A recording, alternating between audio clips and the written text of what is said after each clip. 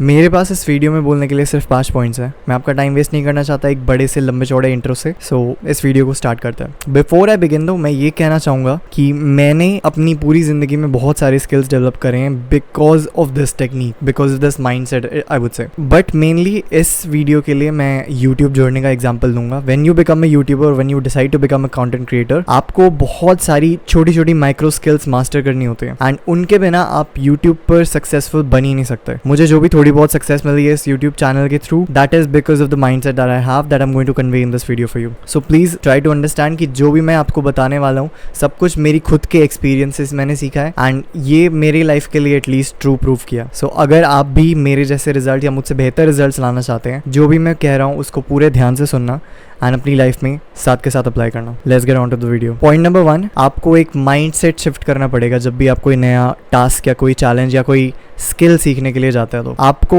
सारा ईगो छोड़ के एज अ स्टूडेंट बहुत बुरा होने के लिए रेडी रहना पड़ेगा, क्योंकि जब भी आप कोई नई चीज स्टार्ट करते हैं, जब भी आप कोई नई एंडेवर पर जाते हैं, आपको एक बहुत लंबे टाइम तक उस पर बुरा रहना पड़ेगा। आपको एक बहुत लंबे टाइम तक स्किल पे काम करना पड़ेगा एंड मोस्ट लाइकली जब आप सीख रहे होंगे तब आप बिल्कुल भी अच्छा काम प्रोड्यूस नहीं करेंगे। My YouTube channel for example, मेरी पहली 50 वीडियोस मेरी अंडरस्टैंडिंग में अच्छी नहीं थी। मैं उनकी वीडियो क्वालिटी अच्छी नहीं थी, लाइटिंग बेहतर हो सकती थी, स्क्रिप्टिंग बेटर हो सकती थी, वीडियो आइडिया बुरे थे एंड डिलीवरी भी मेरे ख्याल से बुरी थी। बहुत सारी ऐसी चीज़ें होंगी जो आपको बाद में रियलाइज़ होगा कि आप वो ऑन द स्पॉट अच्छा नहीं कर रहे थे, बट आप जब कर रहे होंगे you will feel like you doing a very good job, which is just not true. So please अपने आप को थोड़ा सा हम्बल रखिए, थोड़ी सी ह्यूमिलिटी रखिए अपने अंदर and understand that you are going to be bad at it for a very long time in the beginning and everybody starts that way. तो ऐसे आप अपने आप को थोड़ी सी रीअश्योरेंस दे सकते हैं कि बाकी सब लोग जिन्होंने भी स्टार्ट करा है मेरे साथ, जो आगे चल के बहुत सक्सेसफुल बन गए थे, वो भी स्टार्टिंग में बहुत बुरे थे उस पर। नेचुरली टैलेंटेड गिफ्टेड लोगों से आप अपने आप को कंपेयर ना करके try to win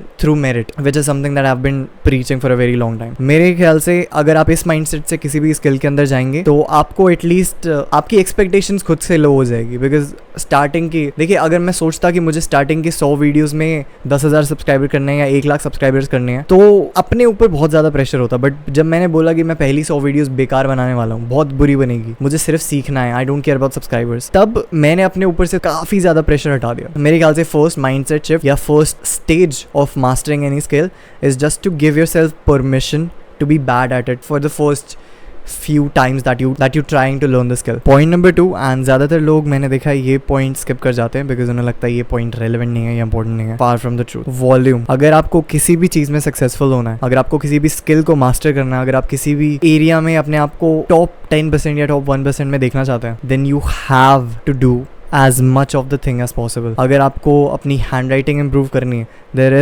there are a lot of ways that you can do it, ठीक है, but the simplest and the most straightforward way is to write as much as possible. अगर आपको वीडियो बनाने में जितना better हो सकता है उतना बेटर बनना है, then sure आप कोर्सेज खरीद सकते हैं, आप मेंटरशिप ले सकते हैं, आप बहुत ज़्यादा तरीके हैं, but the most straightforward and the most simple thing is to make 1,000 videos. 1,000 videos बनाने के बाद आपकी पहली और 1000वें वीडियो में ज़मीन आसमान का फ़र्क होएगा and it is impossible for that not to happen. Because as humans, as just a normal human being, अगर आप एक्टिवली कोशिश ना भी कर रहे हो बेटर होने की, आप बस नेचुरली ऐसी चीज़ें ढूंढ लेंगे सबकॉन्शियसली जो आप पहली वीडियो में गलत कर रहे थे और अगली वीडियो में आप बेटर करेंगे।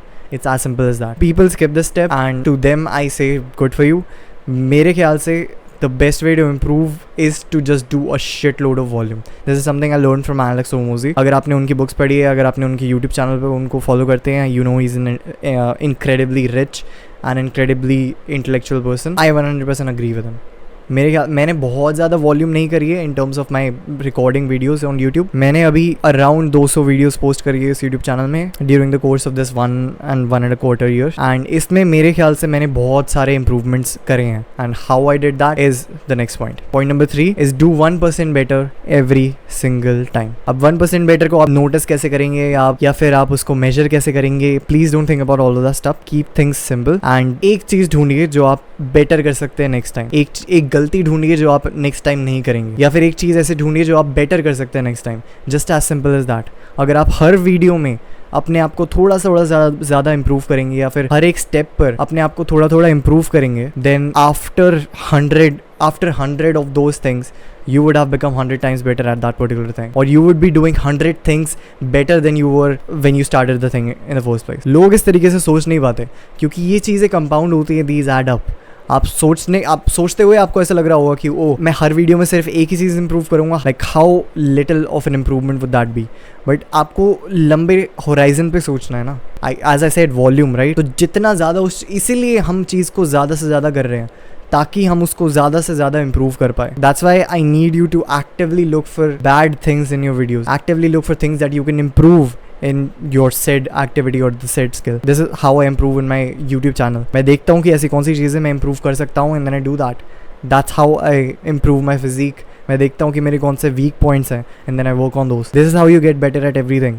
एक छोटी सी चीज़ को पकड़ो and then उस पर काम करना स्टार्ट करो and then subsequently do the same thing over and over again. That's how you become better and better. साल में एक बार 10 चीज़ों को नोटिस करके उन सब पे साथ में काम करके कोई भी रिजल्ट्स ना ढूंढने से अच्छा है साल में हर महीने एक चीज़ को पकड़ो and then उस चीज़ में बेटर बनो. And at the end of the year you'll have 12 things that you have improved during the course of that year and you've actually done something about it. That's just my opinion, bro. Point number 4 is look at your best work. तुमने suppose you started doing pottery, right. तुमने 100 pots बनाए ना, उन 100 में से कुछ ऐसे pots होंगे जो पीक लाइक टॉप 10 पॉट्स होंगे, right. Look at those pots and produce more of those. Minuscule चीजें उसकी नोटिस करो और देखो तुमने यहाँ क्या सही करा, वहाँ क्या सही करा, तुम किस मूड पे थे ये पॉट बनाते हुए, तुम कौन सा म्यूजिक सुन रहे थे, तुम किन लोगों के साथ बैठे हुए थे, तुमने किस तरीके के माइंडसेट के साथ उस पॉट को बनाना स्टार्ट करा था. माइक्रो मैनेज करो अपने इमोशंस को, अपने बिहेवियर को एंड देखो कि तुम इसी चीज को और ज्यादा कैसे प्रोड्यूस कर सकते हो and then produce more of that. So your first 100 batches में से